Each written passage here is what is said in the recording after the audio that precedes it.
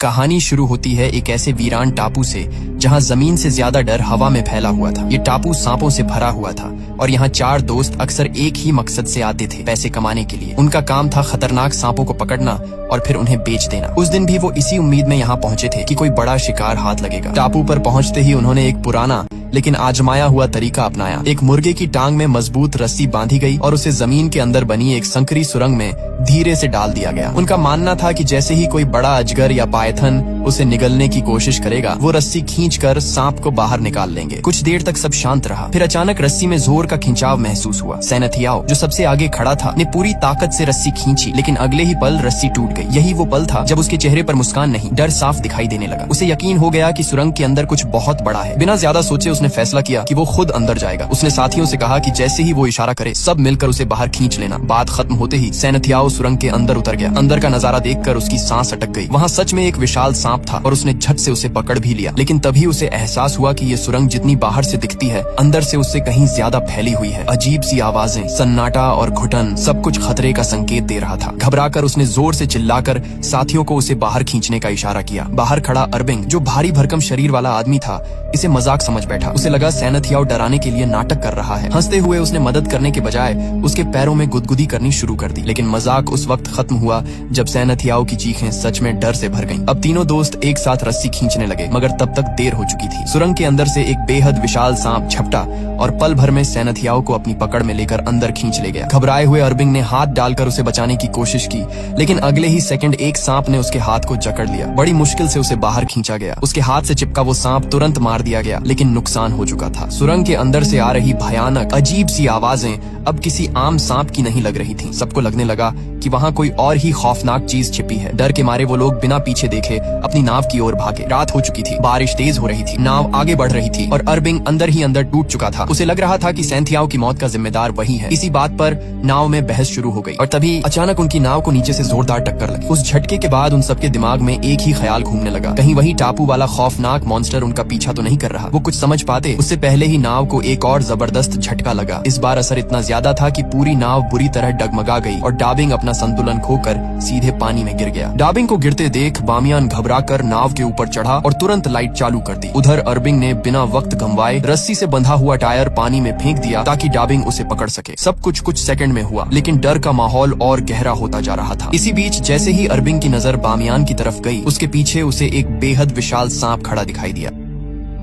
अगले ही पल वो सांप वहाँ से गायब हो गया, जैसे पानी में घुल गया हो। इससे पहले कि कोई कुछ कर पाता, उसी सांप ने पानी में गिरे डाबिंग पर हमला कर दिया और पल भर में उसकी जान चली गई। अरबिंग ने हिम्मत जुटाकर भाले से उस सांप पर वार करने की कोशिश की, लेकिन वो सांप आम नहीं था। उसने पलटकर इतना जोरदार हमला किया कि अरबिंग हवा में उछल गया और जमीन पर गिरने से पहले ही उस सांप का शिकार बन गया। अब नाव पर सिर्फ बामियान बचा था। उस विशाल सांप का आकार देखकर उसका डर हद से ज्यादा बढ़ चुका था। वो कांपते हुए सांप से रहम की भीख मांगने लगा और बार बार कहने लगा कि अगर उसकी जान बख्श दी गई तो वो कभी भी दोबारा सांप नहीं पकड़ेगा। लेकिन सांप नहीं रुका, वो नाव पर चढ़ता हुआ उसकी ओर बढ़ने लगा। तभी बामियान की नजर नाव में रखे एक कैमरे के पास पड़ी कुछ अजीब सी चीजों पर गई। वो सांप के अंडे थे। असल में वही वजह थी जिसकी वजह से वो विशाल सांप इस नाव तक पहुंचा था। अपने अंडों को देखते ही वो और आक्रामक हो गया और अगले ही पल बामियान की भी जान चली गई। कुछ दिनों बाद कहानी एक नई जगह पर पहुंचती है। एक औरत घबराई हुई हालत में शेन नाम के एक आदमी को अपने घर की तरफ ले जा रही थी। शेन एक पेशेवर स्नेक रेस्क्यूअर था। उस औरत के घर में एक खतरनाक सांप घुस आया था, इसलिए उसने मदद के लिए शेन को बुलाया था। घर के अंदर कदम रखते ही शेन की नजर कुछ सांप के अंडों पर पड़ी। पूछने पर पता चला कि वो अंडे उस औरत का पति कहीं से उठा कर ले आया था। शेन ने साफ शब्दों में कह दिया कि वही सांप इन अंडों की वजह से यहाँ तक पहुँचा है। तभी ऊपर वाले कमरे से हलचल की आवाज आई। शेन तुरंत वहाँ पहुँचा। कमरे के एक कोने में वो औरत का पति और उसका बच्चा डरे हुए बैठे थे और उनके सामने वही जहरीला सांप फन फैलाए खड़ा था। सांप ने शेन पर भी हमला करने की कोशिश की, लेकिन शेन अपने काम में माहिर था। उसने कुछ ही पलों में सिर्फ एक रस्सी की मदद से सांप को काबू में कर लिया। जब उस औरत के बच्चे ने राहत की सांस लेते हुए शेन का शुक्रिया अदा किया तो शेन ने शांति से कहा, सांप बुरे नहीं होते, बस अपने पिता से कहना कि आज के बाद सांप के अंडे कभी मत चुराना। इसके बाद शेन के पास उसका दोस्त माफिन आया। आते ही उसने अपना मोबाइल शेन के सामने कर दिया। स्क्रीन पर एक न्यूज क्लिप चल रही थी। रिपोर्ट में बताया जा रहा था कि कुछ दिन पहले समुद्र में हुई रहस्यमयी घटना के बाद अब पुलिस को समुद्र के किनारे बामियान की लाश और उसका कुछ सामान मिला है। लाश की हालत देखकर साफ लग रहा था कि मामला किसी आम हादसे का नहीं है। ये खबर देखते ही शेन एक पल भी रुका नहीं। वो सीधे वाइल्ड लाइफ प्रोटेक्शन एसोसिएशन के ऑफिस पहुंच गया। वहाँ उसने बामियान की तस्वीरें सबके सामने रखी और समझाया कि शरीर पर बने दांतों के निशान किसी साधारण सांप के नहीं हैं। उसके मुताबिक ये निशान टाइटन पाइथन के हैं, जिसकी लंबाई करीब 15 मीटर तक हो सकती है और ऐसे सांप सिर्फ एक ही जगह पाए जाते हैं,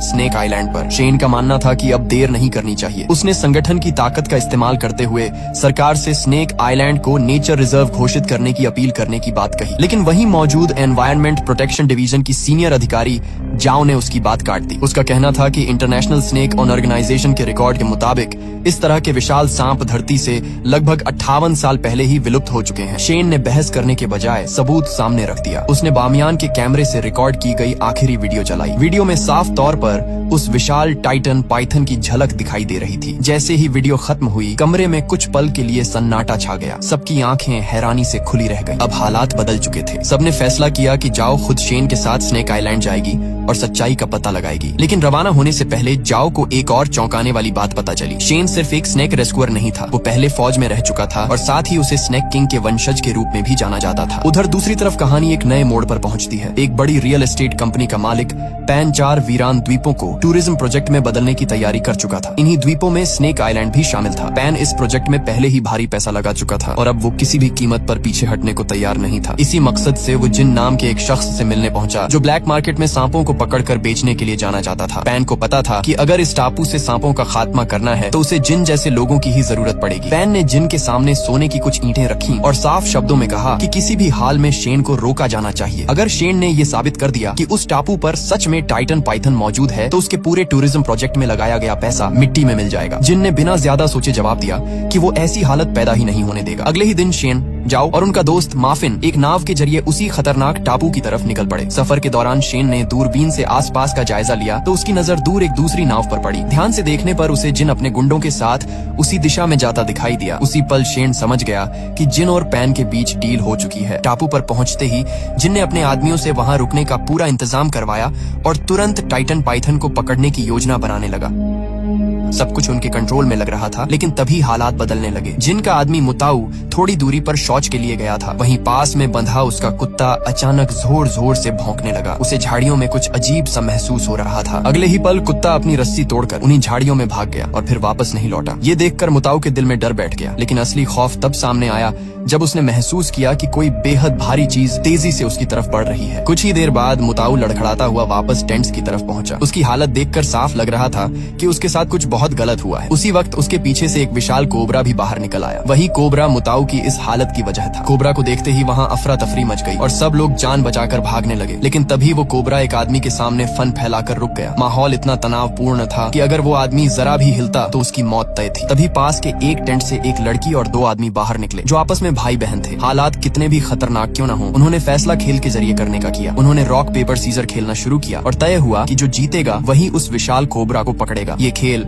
हॉन्ग नाम के आदमी ने जीत लिया। हॉन्ग इस काम में इतना माहिर था कि उसने बिना वक्त गंवाए कोबरा को काबू में किया और कुछ ही सेकंड में उसे एक बैग में बंद कर दिया। इसके बाद उसने वो बैग जाकर सीधे जिन को सौंप दिया। इसी दौरान शेन भी अपने साथियों के साथ वहाँ पहुँच गया। आते ही उसने जिन से साफ कहा कि उस कोबरा को तुरंत छोड़ दिया जाए। बातों बातों में माहौल गर्म हो गया। थोड़ी बहस के बाद जिन ने तंज भरे अंदाज में कहा कि अगर शेन उसकी पकड़ से वो कोबरा वाला बैग छीन ले तो वो उसे ले जा सकता है। अगले ही पल हालात हाथापाई तक पहुँच गए। शेन का फौजी बैकग्राउंड यहाँ साफ नजर आ रहा था। उसकी चालें तेज और सटीक थीं। कुछ ही पलों में उसने जिन को काबू में कर लिया और कोबरा वाला बैग अपने हाथ में ले लिया। अपने बॉस को हारता देख जिन के गुंडों ने तुरंत शेन, माफिन और जाओ पर हथियार तान दिए। माहौल पल भर में और खतरनाक हो गया, लेकिन जिन ने हाथ उठाकर उन्हें रोक दिया। उसने सबको पीछे हटने का इशारा किया। भले ही वो ये लड़ाई हार चुका था, लेकिन उसके चेहरे से साफ लग रहा था कि असली खेल अभी बाकी है। उधर शेन और उसके साथी उस कोबरा को सुरक्षित तरीके से आजाद कर देते हैं। इसके बाद वो पूरे इलाके में घूम घूम कर टाइटन पाइथन की मौजूदगी के सबूत इकट्ठा करने लगते हैं। देखते ही देखते रात गहरी हो जाती है और बारिश भी शुरू हो जाती है। तेज बारिश से बचने के लिए शेन उन्हें उस पुराने कॉटेज में ले जाता है जिसे कभी उसके दादाजी ने अपने हाथों से बनाया था। ये जगह अब सुनसान थी और जंगल के बीच बिल्कुल अलग थलग खड़ी थी। जैसे ही वो लोग कॉटेज के अंदर कदम रखते हैं, हवा में सड़ी हुई मछली जैसी तेज बदबू फैल जाती है। इस बदबू ने शेन को चौकन्ना कर दिया। उसे अंदेशा हो गया कि शायद टाइटन पाइथन हाल ही में यहाँ से गुजरा है। तीनों सावधानी से कॉटेज का मुआयना ही कर रहे थे कि तभी उनकी नजर एक कोने पर पड़ी। वहाँ एक आदमी की लाश पड़ी हुई थी। ये दृश्य देखते ही माफिन और जाओ की हालत खराब हो गई। डर और सन्नाटे ने पूरे कॉटेज को अपनी गिरफ्त में ले लिया। जब शेन ने उस लाश को ध्यान से देखा तो उसके चेहरे का रंग उड़ गया। वो किसी और की नहीं बल्कि बामियान के दोस्त अरबिन की लाश थी। शरीर की हालत देखकर जाओ ने तुरंत बता दिया कि उसकी मौत किसी आम हमले से नहीं हुई बल्कि उसे जिंदा निगला गया था। ये साफ तौर पर सांप का काम था। शेन ने तय किया कि जैसे ही नेटवर्क मिलेगा वो पुलिस को अरबिन की लाश के बारे में सूचना देगा ताकि उसका सही तरीके से अंतिम संस्कार हो सके। इसके बाद कॉटेज की दीवार पर उनकी नजर पड़ी जहाँ एक बड़ा सा छेद बना हुआ था। तीनों ने मिलकर उस छेद के सामने भारी सामान लगा दिया ताकि कोई भी सांप अंदर न घुस सके। थोड़ी देर बाद जाओ कपड़े बदलने चली गई और शेन सबके लिए खाना बनाने लगा। लेकिन कपड़े बदलते वक्त जाओ को अजीब सा एहसास हुआ जैसे कोई उसे छुपकर देख रहा हो। उसने आसपास नजर दौड़ाई मगर कुछ दिखाई नहीं दिया। डर को नजरअंदाज करते हुए वो वापस शेन और माफिन के पास आ गई। खाने के बाद माफिन को शेन के दादाजी के एक पुराने संदूक से एक तस्वीर मिली। उस तस्वीर में साफ तौर पर टाइटन पाइथन दिखाई दे रहा था। उधर शेन और जाओ को फिर से किसी की मौजूदगी महसूस होने लगी। जब शेन ने दरवाजा खोलना चाहा तो पता चला कि दरवाजा बाहर से बंद किया गया था। उसी वक्त माफिन की नजर अरबिन की लाश पर डाले कपड़े पर गई। उसके नीचे कुछ हिल रहा था। डर के मारे उसकी आवाज तक नहीं निकल पा रही थी। शेन ने हिम्मत करके कपड़ा हटाया तो नीचे एक जहरीला सांप फुफकार रहा था। शेन ने तुरंत उसे पकड़कर दूर फेंक दिया लेकिन खतरा अभी खत्म नहीं हुआ था। दूसरे ही पल एक और सांप ने माफिन को काट लिया। हालात हाथ से निकलते देख शेन ने आग का इस्तेमाल किया और दोनों सांपों को पीछे हटने पर मजबूर कर दिया। उसने अपने बैग से जहर का एंटीडोट निकाला ताकि माफिन को बचाया जा सके। लेकिन तभी छुपे हुए जिन के आदमी ने पीछे से आकर शेन को इंजेक्शन मार दिया। कुछ ही सेकंड में शेन का शरीर सुन्न होने लगा। वो हिल भी नहीं पा रहा था। उसी पल दोनों जहरीले सांप फिर से उनकी तरफ बढ़ने लगे। उधर बाहर जिनका ही एक आदमी जाओ को जबरदस्ती खींचकर कॉटेज से बाहर ले आया। उसकी नीयत साफ नहीं थी। वो जाओ के साथ कुछ गलत करने ही वाला था कि तभी झाड़ियों के पीछे से टाइटन पाइथन निकला। एक ही पल में उस आदमी को अपनी पकड़ में लिया और घसीटते हुए जंगल के अंदर ले गया। जाओ किसी तरह उसकी पकड़ से छूट गई। घबराई हुई जाओ भागकर वापस कॉटेज के अंदर आई। शेन और माफिन की हालत देखकर उसका दिल बैठ गया लेकिन शेन ने मुश्किल से उसे एंटीडोट की तरफ इशारा किया। बिना वक्त गंवाए जाओ ने दोनों को एंटीडोट दे दिया और उनकी जान बच गई। अगली सुबह हालात थोड़े संभले। तीनों फिर से टाइटन पाइथन को ढूंढने के लिए निकल पड़े। तलाश के दौरान उन्हें एक पेड़ से लटकी हुई एक बड़ी सांप की केंचुली मिली। ये साफ सबूत था कि टाइटन पाइथन इसी टापू पर मौजूद है। हालांकि शेन जानता था कि सिर्फ इतना काफी नहीं है। सच साबित करने के लिए उन्हें अभी और भी ठोस सबूत इकट्ठा करने थे। इसी दौरान उनकी नजर पास ही जमीन पर पड़े योंग पर पड़ी। उसकी हालत बेहद खराब थी जैसे उसकी जान किसी भी पल निकल सकती हो। शेन ने बिना देर किए अपना एंटीडोट निकाला और उसे दे दिया। कुछ ही देर में योंग की सांसें संभलने लगीं और उसकी जान बच गई। लेकिन तभी जाओ की नजर योंग के शरीर पर लगे एक अजीब से लिक्विड पर गई। उसे समझते देर नहीं लगी। ये निशान टाइटन पाइथन के थे और इसका मतलब साफ था कि वो अब अंडे देने के बेहद करीब है या शायद दे भी चुकी है। इसके बाद वो लोग योंग को सहारा देकर जिनके पास ले आए। वहाँ मौजूद लोगों को पहले लगा कि योंग की ये हालत शेन की वजह से हुई है। माहौल तनावपूर्ण हो गया लेकिन तभी योंग को होश आया और उसने साफ शब्दों में बता दिया कि उस पर हमला शेन ने नहीं बल्कि टाइटन पाइथन ने किया था। सच्चाई सामने आते ही जिनका रवैया बदल गया। अपने भाई की जान बचने पर उसने शेन को ढेर सारा सोना देने की पेशकश की लेकिन शेन ने साफ मना कर दिया। उसने कहा कि उसने योंग की जान पैसों के लिए नहीं बचाई। शेन ने जिनसे कहा कि अगर वो सच में एहसान मानता है तो सारे पकड़े हुए सांपों को आजाद कर दे और इस टापू को छोड़ दे। लेकिन जिन किसी भी हाल में पीछे हटने को तैयार नहीं था। काफी बहस के बाद शेन ने एक और रास्ता सुझाया। उसने कहा कि अगर जिन उसे कीमत चुकाना ही चाहता है तो बदले में उसे एक गाड़ी दे दे। थोड़ी देर सोचने के बाद जिन मान गया। उसने शेन को गाड़ी दे दी। इसके बाद शेन, जाओ और माफिन वहाँ से निकल पड़े। गाड़ी में जाते वक्त जाओ ने चिंता भरे लहजे में कहा कि उसके हिसाब से टाइटन पाइथन अब तक अंडे दे चुकी होगी। अगर वो अंडे जिनके हाथ लग गए तो हालात और भी बिगड़ सकते हैं। पाइथन के बच्चों के बचने के चांस वैसे ही बहुत कम होते हैं। उसने साफ कहा कि उन्हें वो अंडे अपने साथ ले जाने होंगे। इस टापू पर टाइटन पाइथन की मौजूदगी साबित करने के लिए इससे बड़ा और ठोस सबूत कोई हो ही नहीं सकता। चलती गाड़ी में शेन ने आखिरकार जाओ को अपनी सच्चाई बता दी। उसने कहा कि वो स्नेक किंग फैमिली का वंशज है और सांपों की हिफाजत करना ही उसका असली मकसद रहा है। उसके दादाजी हमेशा कहते थे कि टाइटन पाइथन आज भी इस दुनिया में मौजूद है लेकिन शेन ने कभी इस बात को गंभीरता से नहीं लिया। बामियान की मौत के बाद जब उसने उस पाइथन की रिकॉर्डिंग देखी तब उसे अपने दादाजी की बातों पर यकीन हो गया। शेन ने साफ कहा कि वो चाहता है सरकार इस टापू को नेचर रिजर्व घोषित करे ताकि लालच में आकर लोग यहाँ न आए और अपनी जान न गंवाएं। वो लोग अभी बात कर ही रहे थे कि अचानक गाड़ी के सामने से टाइटन पाइथन गुजर गया। इतना करीब कि सबकी सांसें थम गईं। बिना वक्त गंवाए शेन ने गाड़ी मोड़ी और उसका पीछा शुरू कर दिया ताकि इस बार पक्के सबूत के तौर पर उसकी वीडियो रिकॉर्ड की जा सके। लेकिन तभी अचानक सामने से एक दूसरी गाड़ी आकर रास्ता रोककर खड़ी हो गई। उसमें जिनका गुंडा खोंग अपनी बहन के साथ था। दोनों को लग रहा था कि उनके भाई की मौत के पीछे शेन का हाथ है। बात करने की बजाय उन्होंने सीधे हमला कर दिया। काफी देर तक जबरदस्त हाथापाई चलती रही। आखिरकार शेन ने खोंग को बेहोश कर दिया और माफिन ने उसकी बहन को काबू में कर लिया। इसके बाद बाद उन्हें एहसास हुआ कि जाओ कहीं दिखाई नहीं दे रही। बिना देर किए दोनों उसे ढूंढने निकल पड़े। उधर जाओ अकेले ही टाइटन पाइथन का पीछा करते करते उसकी गुफा तक पहुंच चुकी थी। उसने देखा कि पाइथन गुफा से बाहर निकल चुका है। हिम्मत जुटाकर जाओ ने टॉर्च जलाई और नीचे झांका। गुफा के अंदर उसे कई बड़े बड़े अंडे दिखाई दिए। यही वो सबूत था जिसकी उसे तलाश थी। पाइथन के बाहर होने का फायदा उठाकर जाओ रस्सी के सहारे नीचे उतर गई और अंडों को करीब से देखने लगी। लेकिन तभी उसे एहसास हुआ कि पाइथन वापस लौट रहा है। घबराकर उसने तुरंत एक अंडा अपने बैग में डाला और ऊपर चढ़ने लगी। उसी पल किसी ने नीचे से उसका पैर पकड़ लिया। वो वही आदमी था जिसने पहले कॉटेज के बाहर उसके साथ गलत करने की कोशिश की थी। टाइटन पाइथन ने उसे निगल तो लिया था, लेकिन वो किसी तरह जिंदा बच गया था और अब बदले की आग में जल रहा था। उसने चिल्लाकर कहा कि अगर वो मरेगा तो जाओ को भी साथ लेकर मरेगा। इसी पल जाओ को याद आया कि टाइटन पाइथन की तलाश के दौरान उसने एक सांप से थोड़ा सा जहर निकालकर अपने पास रख लिया था। उसने तुरंत वो जहर निकालकर उस आदमी की आंखों में डाल दिया। दर्द से तड़पता हुआ वो आदमी जोर जोर से चीखने लगा। जाओ ने मौका पाकर खुद को संभाला और रस्सी के सहारे ऊपर चढ़ गई। तड़पते हुए उस आदमी से एक अंडा नीचे गिरकर टूट गया और उसने जाओ की रस्सी पकड़कर बाहर निकलने की कोशिश भी की। लेकिन तभी टाइटन पाइथन गुफा में वापस आ चुका था। अपने टूटे हुए अंडे को देखकर वो बेकाबू हो गया। अगले ही पल उसने उस आदमी को अपनी ताकतवर पकड़ में लिया और उसे वहीं खत्म कर दिया। गुफा के अंदर गूंजती उस दहशत भरी आवाज के साथ जाओ समझ चुकी थी कि असली खतरा अब शुरू होने वाला है। गुफा से जान बचाकर भागती हुई जाओ जैसे ही जंगल के बाहर निकली, रास्ते में उसे शैन और माफिन मिल गए। लेकिन राहत की सांस लेने का मौका भी नहीं मिला था कि पीछे से टाइटन पाइथन की भारी सरकती हुई आवाज आने लगी। शैन और माफिन ने देर नहीं की, जाओ को झटपट गाड़ी में खींचा और जान बचाकर वहां से भागने लगे। गाड़ी के अंदर माहौल तना हुआ था। शैन की आंखें जाओ पर टिकी थीं। उसने धीमी लेकिन सख्त आवाज में पूछा कि क्या वह डीएनए सैंपल के अलावा कुछ और तो नहीं लाई। जाओ ने बिना झिझक झूठ बोल दिया, मगर शैन को यकीन नहीं हुआ। उसे साफ समझ आ रहा था कि पाइथन यूं ही पीछा नहीं कर रही। माफिन ने जब जाओ का बैग खोला तो सच सामने आ गया। पाइथन का अंडा, वही अंडा जिसे जाओ ने चोरी से गुफा से उठा लिया था। शैन ने चेतावनी दी कि अगर यह अंडा वापस नहीं रखा गया तो वे तीनों की मौत तय है। लेकिन जाओ किसी कीमत पर अंडा छोड़ना नहीं चाहती थी। उसने अचानक चाकू निकालकर माफिन के गले पर रख दिया और शैन को गाड़ी तेज चलाने का हुक्म दिया। कुछ दूरी पर जाकर जब पाइथन पीछे छूट गई, जाओ गाड़ी से कूदकर भाग निकली। लेकिन वह ज्यादा दूर नहीं जा पाई थी कि जिन और उसके लोग उसे घेर चुके थे। यही खुलासा हुआ कि जाओ भी किसी मिशन पर थी। उसे टाइटन पाइथन का अंडा लाने का कॉन्ट्रैक्ट मिला था और इसी वजह से वह शैन के साथ इस टापू पर आई थी। जिनके आदमी शैन और माफिन को भी पकड़कर गाड़ी से बाहर ले आए। शैन ने आखिरी बार समझाने की कोशिश की, मगर जिनको सिर्फ पाइथन चाहिए था। उसने तीनों को बांध दिया और शैन व माफिन को एक कंटेनर में बंद कर उनके ऊपर खून उड़ेल दिया ताकि उस खूंखार सांप को चारे के लिए बुलाया जा सके। खून की गंध ज्यादा देर तक छुपी नहीं रह सकती थी। थोड़ी ही देर में पाइथन वहां पहुंच गई। कंटेनर के अंदर शैन ने हिम्मत दिखाई और चालाकी से अपनी और माफिन की रस्सियां खोल दी। दोनों किसी तरह बाहर निकलने ही वाले थे कि जिन ने सीसीटीवी पर सब देख लिया और बाहर से कंटेनर का दरवाजा बंद करवा दिया। वे फिर से फंस चुके थे। यह सब जाओ देख चुकी थी। उसने भी अपने हाथ खोल लिए और उन्हें बचाने के लिए दौड़ पड़ी। जिनके गुंडे उसके पीछे पड़ गए, लेकिन उसने यौन के गले पर चाकू रखकर